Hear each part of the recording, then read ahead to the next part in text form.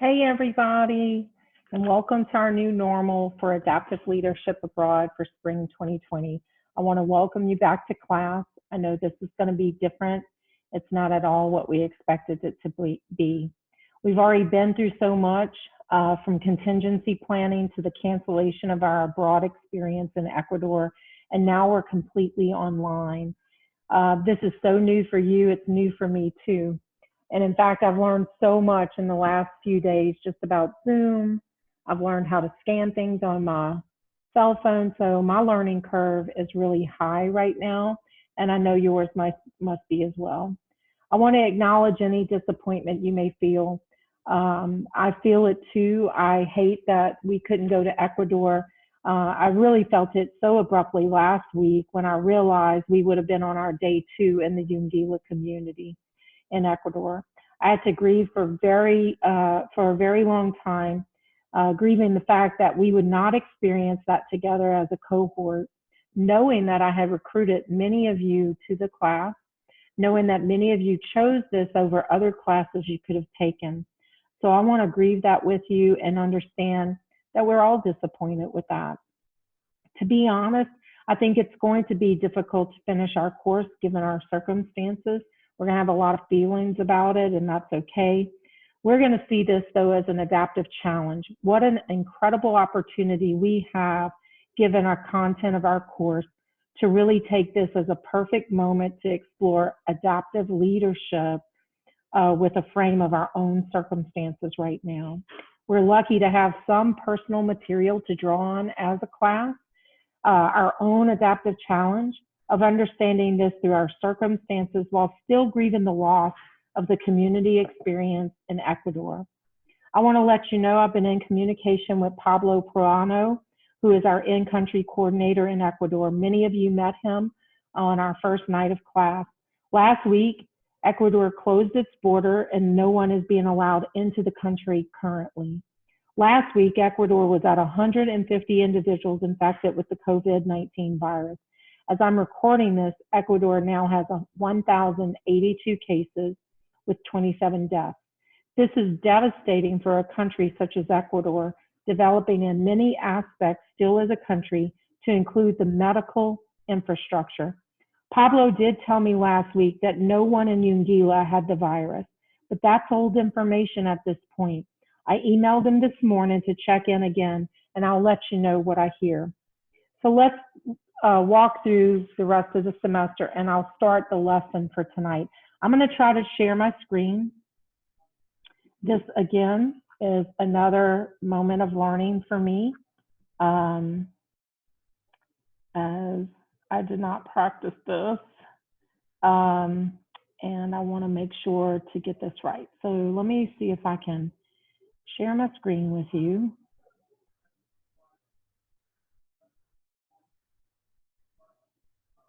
I hope you can see this. We're going to just kind of test it out and see what happens when I try to do a voiceover. That was my phone.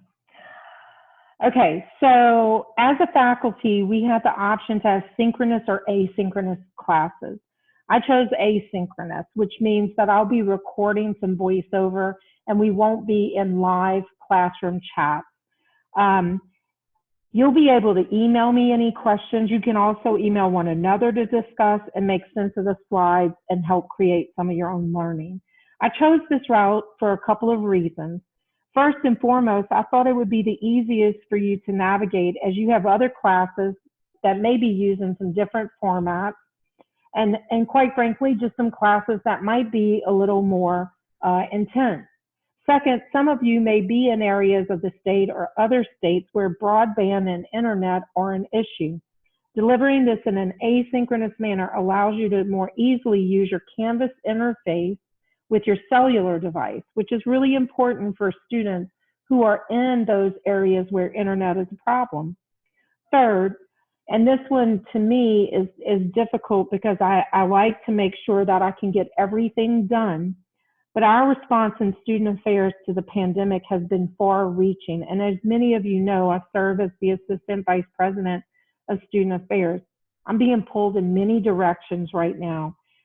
Doing this asynchronously allows me to maximize your learning and my time. You may ask, well, how often will you be posting? And this is a great question. And you may also wonder, how's the rest of the assignments going to go this year? And I'm going to answer that in just a few minutes. My plan is to post once per week and to also assign a journal. You guys only have 3 journals left, and that grade will stay as is in the grading sequence for the assignment. So it'll still be worth what it's worth right now within the syllabus. I do have a little bit of grading to do, so I apologize for that. I think all of your journal 1s are graded. My goal is to have all of the journals graded up to this date by the weekend. Here's some new assignments. These are the things that I started off with contingency plan A, B, and C. This seems like it's on contingency plan D or E now. We're going to be finishing out the semester with a few assignments, but in no way would we ever be able to replace what we were going to do in Ecuador for 50% of the assignment. So here is how we're going to handle this. And I've got to still break down the percentage points, and I'm going to get that to you this week, but I wanted you to see how we're going to do this first. First, you'll see on this left-hand side, the Office of Student Involvement and Leadership, which is the office that Jennifer Griffin is the director of. They are putting together a mini-series about student volunteerism. And the first in that series is going to replace what would have been Into the Streets, which would have occurred this Saturday. And the title of that is going to be How to Serve Your Community While Practicing Social Distancing. This is going to go online Friday. I'm going to have Jennifer send out the link to you guys so that you can participate in that. You'll have to view that seminar that'll be online. And then in that seminar, Andrea Bennett, who serves as our coordinator for student involvement and leadership, particularly in the volunteerism area, she is going to give you 5 strategies to use volunteering using social distancing. Much of this will not involve you getting out and going volunteering anywhere, but certainly there are things you can be doing in this time. And so you will choose one of those strategies and implement it. Then, having watched the mini-series and implementing your strategy, you're going to write a 5-page paper related to the pivot in our course, thinking of it as an adaptive challenge, and how you implemented the suggestion from the mini-series. I know you might be thinking 5 pages is a lot, but you are going to have to demonstrate to me that you understand adaptive leadership. You may want to bring in some Ecuador information, some different things that we've learned about Ecuador, and as you peruse some websites that I'm going to give you here in a minute, that will be very helpful for you to include as well. In addition, I'm going to be adding all of the PowerPoints I've done in class, so you've got some information, but your book also contains a lot of the information that I've given in class. Our second project is going to be the root causes group project and presentation. You guys are already divided into 4 groups. We want you to stay in those groups. And what you're going to do is each student in those 4 groups will choose, will create a root cause tree, just like we did in class. You'll create your root cause trees based on what you pick to do from the mini-series in this first exercise. Then, as a group, you guys are going to come together and online virtually, you're going to create a root cause forest where you design one big tree based on the commonalities of the root causes in your own root cause tree. You want to look at how these root causes are interconnected when you think about adaptive challenges. You'll complete the tree based on root causes with the solutions on the leaves of the tree. and then thinking about ways that you can be a part of meeting the needs related to those root causes. You guys will write that at the trunk of the tree. Each group is going to present their tree, reflecting for the class on the connectedness of root causes with adaptive challenges. Now, a couple of weeks ago, I think it was Gracie who said, we want to be artistic with this, and Andrew who said, we want to do different platforms versus just writing papers. And I heard that. And so the way you're going to present this is either through Zoom or a YouTube or an Insta Live or any other mechanism you want to do in using your creativity. I forgot to mention that the first assignment will be due on April 17th, and then the root cause project will be due on April 24th. Now you may be wondering, what about Ecuador? And I'm really glad you're asking that and thinking about that, because certainly my heart still feels very connected to Ecuador. I'm still friends with Pablo and trying to get information from there. And I did find a video today of a group of students from Los Angeles who went into the Yungilla community, just like we were going to do in 2017. And this is what it focused on the community and the things they did in Yungilla. So I'm going to play this for you now, and I want you to kind of notice the types of things they're doing, the types of people that they're meeting and interacting with, and sort of what they're doing in the video. This was very close to what we would have been doing in Ecuador.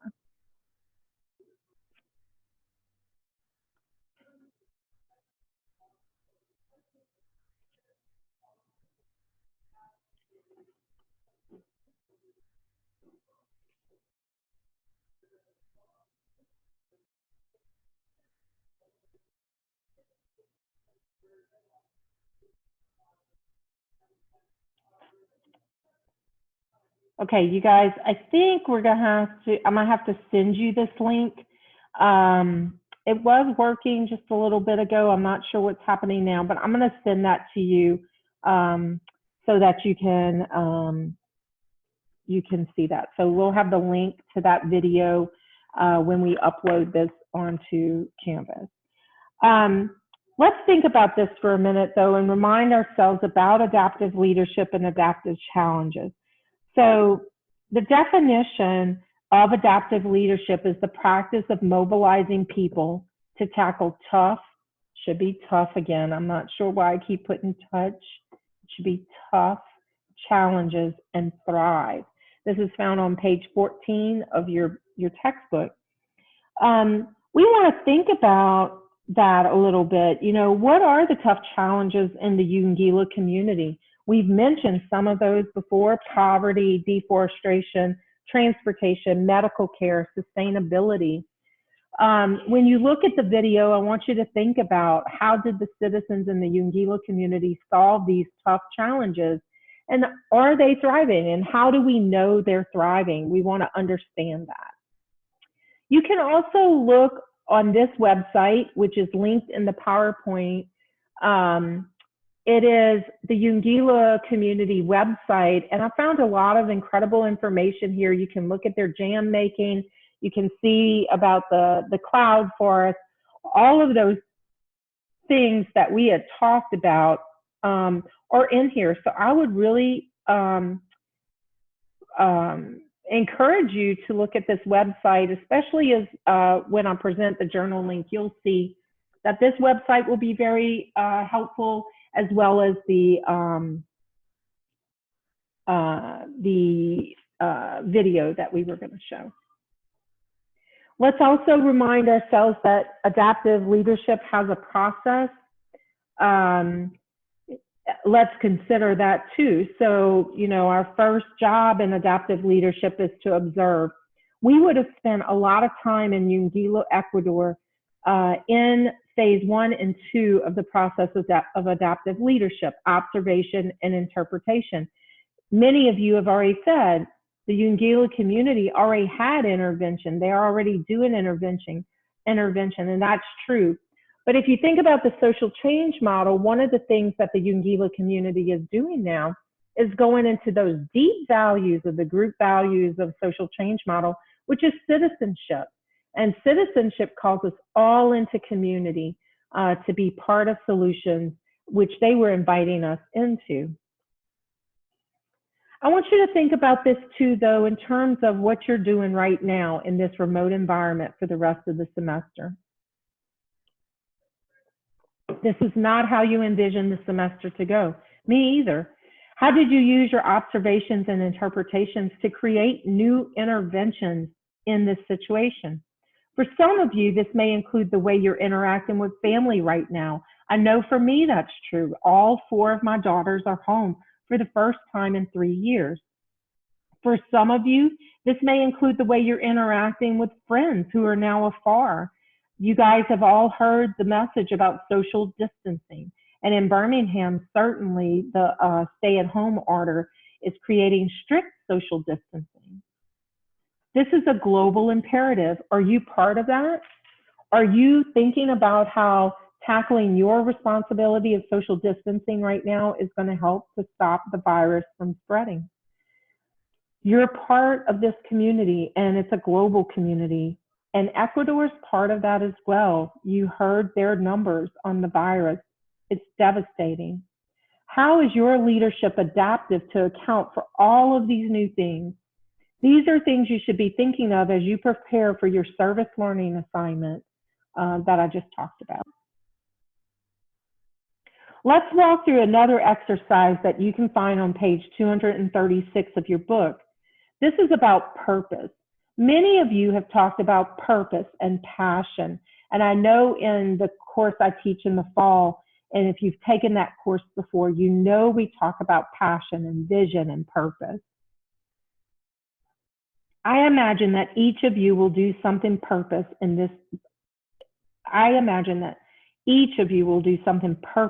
in this time of history.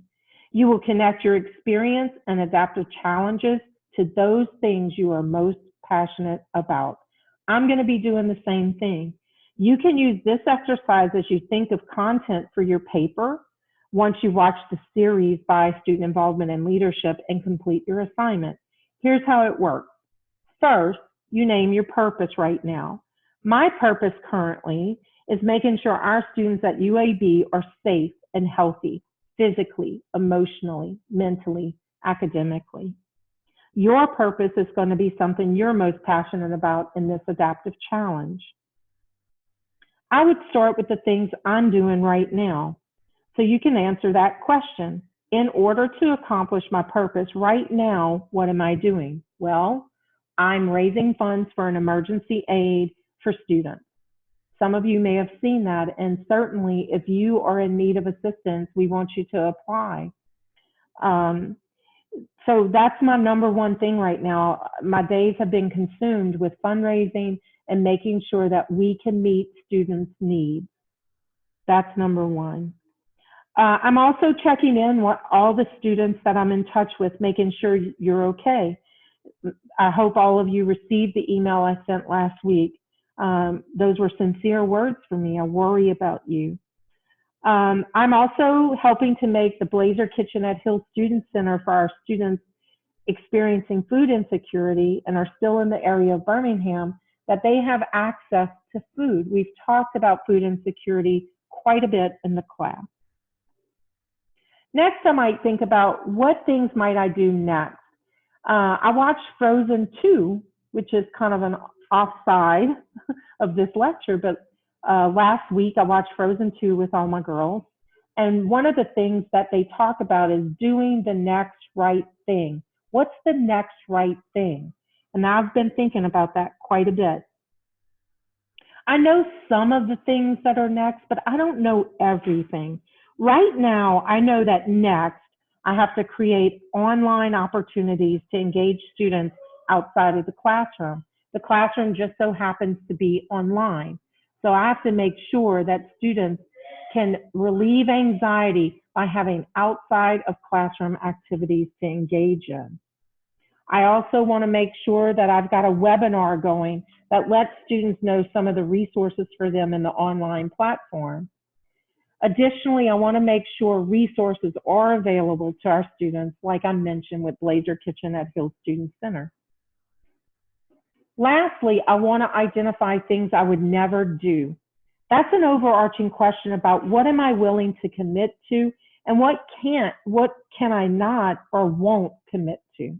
Right now, I know I can't visit you. Now, that's not something typical I would do anyway, but no matter how much I miss you or you miss me, the ability for me to visit you right now is hindered by a strict social distancing order from the city of Birmingham. This is a limitation to my purpose of making sure you're safe and healthy. I have to trust that you're doing those things for yourself, and I have to use other ways to do that versus physically visiting you or physically having class. I'm not going to put myself in harm's way by violating the Birmingham shelter-in-place ordinance, and I'm also not going to call your parents. Even though as a parent myself, I feel like I'm in solidarity with your families right now. If you're in a healthy, good relationship with your family, I'd love to know how they're handling things and how you are from their perspective. It helps me as a mom, but it also helps me understand what you need. But I won't do that because it's an overreach in my purpose. So why would we do this activity? And I want you to think about that. When you focus on purpose, you can bring clarity to your situation. And in adaptive challenges, you want as much clarity as possible as you go through the challenge itself. First, where are you going to spend your time in this adaptive challenge? Some of you are having to take care of siblings right now. Some of you are not used to going to the online environment for learning. These are things that are going to be important for you to think about. How are you going to spend your time? What nonprofits need your help right now? What's possible? What are some of your vulnerabilities when you think of social issues or adaptive challenges? Are there things that you feel really vulnerable about putting yourself out there for right now? Physical distancing makes it kind of hard, right? So that's going to be for all of us. And what are your limitations and boundaries? Physical distancing for sure, but what other things are limiting you and what boundaries are you putting around your time and your resources? Again, focusing on purpose brings us clarity. And there are some reminders in your book on page 236 and 37 that helps us to understand how to keep your purposes alive. One would be physical reminders. These are things like objects or keepsakes, maybe some inspiring sayings, a letter of a hero or mentor close by. Those things that you can look at and understand and remember, what is my purpose? There's also rituals. What are your normal routines? And how do those change during an adaptive challenge? Culturally, what's going on with those rituals? These are things that can help you keep your purpose alive. So my goal tonight was to really think through sort of how are we pivoting, what are the things you need to know, and how I can help you to make sure that you're successful. Our journal prompt, which Jennifer will upload tonight, is this. The Yungilla community teaches us about thriving and purpose.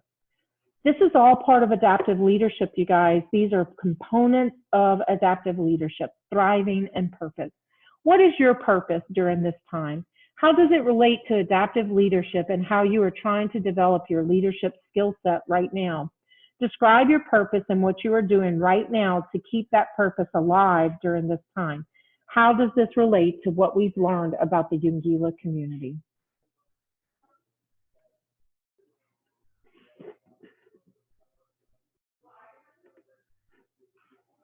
Hey again.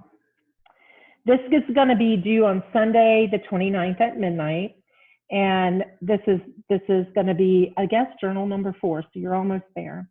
You guys are all doing great. I am so impressed by this group of students and all of you individually and collectively. Wherever you are, I hope you are practicing strict social distancing and only going into the community as essentially necessary. As for my family and I, we are doing the same. Every afternoon, I take a walk just to get out of the house.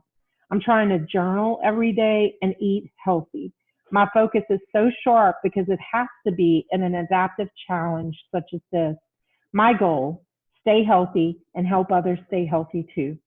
Another suggestion, maybe now would be a good time to start what I call a gratitude journal.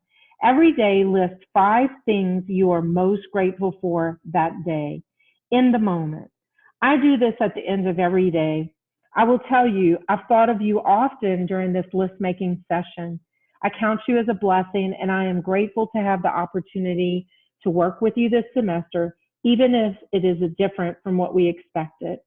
We would have come back from Ecuador last Friday, and many of you would have had life changing experiences. And I know that we still have opportunities in our lives to do that, but I grieve the loss of doing it with this particular cohort.